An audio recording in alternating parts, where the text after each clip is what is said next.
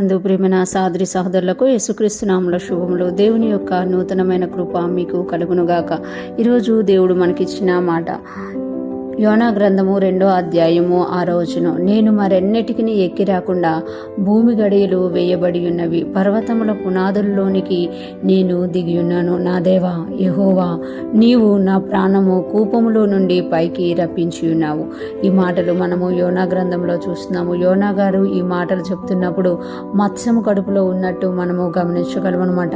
ఎప్పుడైతే యోనా గారు దేవుడిచ్చిన ఆ యొక్క పిలుపును అవిధేయత చూపించి తన ఇష్టానుసారంగా వేరే మార్గంలో గుండా వెళ్ళిపోవాలని చూసినప్పుడు యోనా గారిని దేవుడు ఇది చేసినట్టుగా మరలించినట్టుగా సముద్రంలో పడవేయబడినట్లుగా మనం ఇక్కడ యోనా గ్రంథం 1వ అధ్యాయంలో చూడగలుగుతాం. యోనా గారు ఎప్పుడైతే సముద్రంలో పడవేయబడ్డారో వెంటనే ఒక మత్స్యము యోనా గారికి మింగడానికి దేవుడు నియమించినట్టుగా మనమందరము చూడగలమాట. ఎప్పుడైతే ఆ మత్స్యం కడుపులో ఉన్నారో యోనా గారికి తెలియదు ఆయన మత్స్యం కడుపులో ఉన్నట్టు. అందుకే ఇక్కడ ఏమంటున్నారు అంటే, నేను మరెన్నటికి ఎక్కి రాకుండా భూమి గడియలు వేయబడి ఉన్నవి.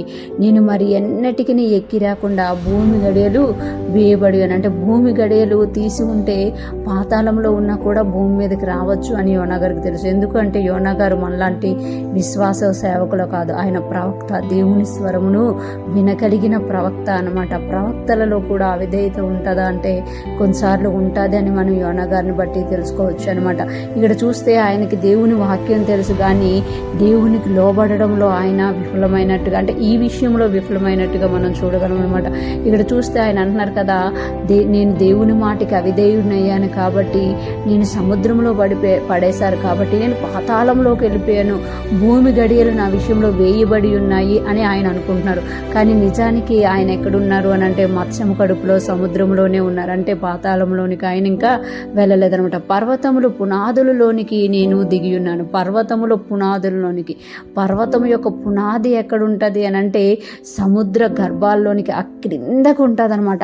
ఆ పునాదుల్లోనికి నేను దిగబడి ఉన్నాను అని ఇక్కడ తెలియజేస్తున్నారు. అంటే యోనా గారు అలా అనుకుంటున్నారు. నిజానికి యోనా గారు మత్స్యం కడుపులో ఉన్నారు.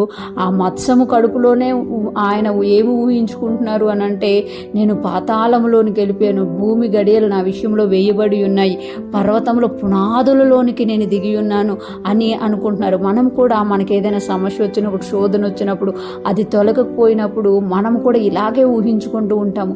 నా పరిస్థితి అయిపోయింది, నా జీవితం అయిపోయింది, ఇది ఇంతే, ఈ విషయంలో నాకు మరే మంచి జరగదు అని మనం ఊహించేసుకుంటూ ఉంటామట.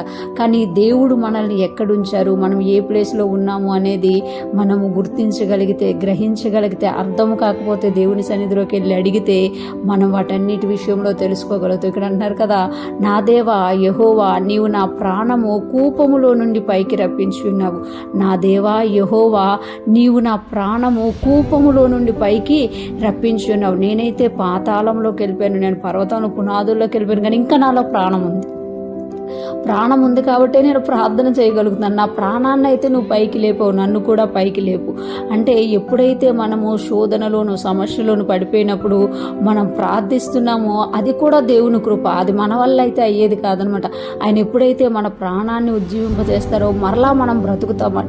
బ్రతికి ప్రార్థిస్తాము. ప్రార్థించినప్పుడు మనం వెళ్తున్న ఆ శోధనలో నుండి, ఆ గాఢాంధకారంలో నుండి, ఆ బాధల్లో నుండి బయటకు వస్తాము అని ఇక్కడ యోనా గారు తెలియజేస్తున్నారు. ఇక్కడ యోనా గారు తాలూకా ఆ యొక్క దేవునితో ఆయనకున్న సహవాసము, దేవుని గురించిన జ్ఞానము మనకి ప్రార్థనలో కనబడుతుంది. కింద వచనాల్లో కూడా మనం ఆ ప్రార్థనను చూస్తుంటాం. ఈరోజు ఫ్రెష్ మనం వింటున్న ప్రతి ఒక్కరూ జ్ఞాపకం చేసుకోవాలి.